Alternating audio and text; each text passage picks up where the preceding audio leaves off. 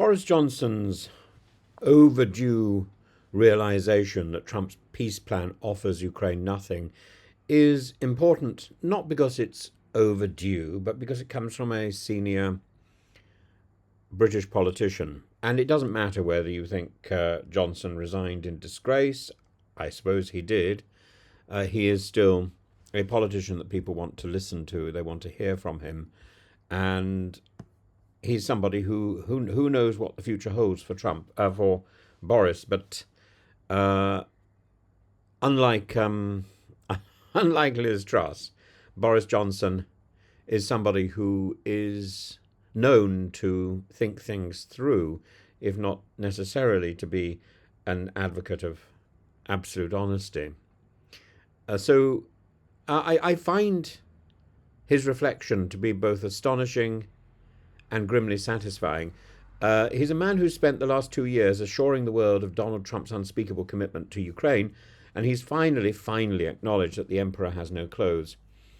Trump's so-called peace plan is not a roadmap to Ukrainian sovereignty, but a series of capitulations that grant Russia victory for its violence. And let's remember, Johnson has been, until very recently, one of Trump's most ardent Atlanticist defenders, and even as Trump openly ridiculed Ukraine's leadership, blamed Ukraine for the war, and made grotesque overtures towards Russia's mineral wealth, Johnson remained steadfast. I think he was wrong, and I'm pleased that he's now standing up. I'm also pleased, of course, that Trump is equally opening his eyes.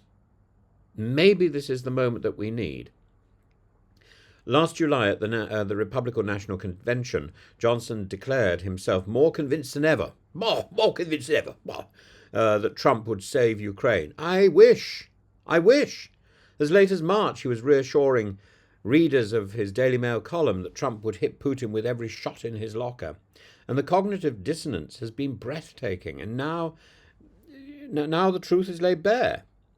Trump's peace proposals, if they can be called that, offer Ukraine the loss of sovereign territory seized by force, the permanent denial of NATO membership leaving Ukraine vulnerable to future aggression, the lifting of sanctions against Russia without any withdrawal of troops, an American-Russian economic pact reaping Ukraine's national and natural resources, and crucially, the time and means for Russia to rebuild its armed forces for another invasion, either of Ukraine or of another neighbour. And what does Ukraine get? As Johnson now scathingly puts it, apart from sharing their resources with the United States, absolutely nothing. It's tempting to mock Johnson for the staggering lateness of his epiphany, but the fact remains, when a figure of Johnson's stature, a former Prime Minister, an early champion of Ukraine, breaks publicly with Trump on this issue, it matters. It sends a signal to wavering politicians and voters both in the UK and the US that loyalty to Ukraine is not synonymous with loyalty to Trump, and it injects much-needed clarity into a conversation increasingly muddied by isolationism and cynicism. Because this is no longer merely about Boris Johnson and Donald Trump. It's about whether the West has the stamina to defend the basic principles of international law, that borders are not redrawn by brute force, that democracies have the right to exist without being dismembered by autocrats, that freedom once fought for is not so cheaply sold, and if Ukraine is betrayed now, the consequences will not end at the Dnipro River. They will echo through Taiwan, through the Balkans, through every fragile democracy threatened by larger predatory powers. So yes, the penny has finally dropped for Boris Johnson. Better late than never. But for Ukraine and for all who believe in freedom and self-determination, time is running out. Trump's proposals must be rejected.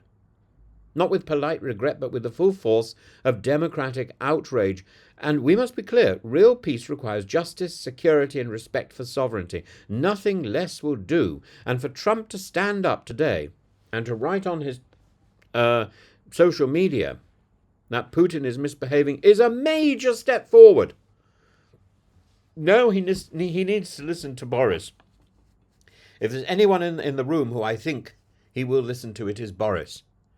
Boris and Zelensky can change this man's mind, can open his eyes to the reality that Putin is a tyrant and evil, consumed with evil. And even if he can change, which I'm sure he can, but that isn't the issue. The issue is to support the beleaguered nation, to support the threatened people of Ukraine, to ensure that a red line is drawn, that Russia cannot be rewarded for what it has done. Now, there are many permutations of peace that can be presented, but the idea that any of them begin with Russia being rewarded is nonsensical. I could imagine situations where the Donbas states, the oblasts, which have been proclaimed Russian, could be in some sort of muted tension. So although they are legitimately Ukrainian, they could be some sort of border area, completely demilitarized, which would perhaps give Russia some reassurance. I could also imagine a situation where Crimea is again rented out to Russia, but remains Ukrainian.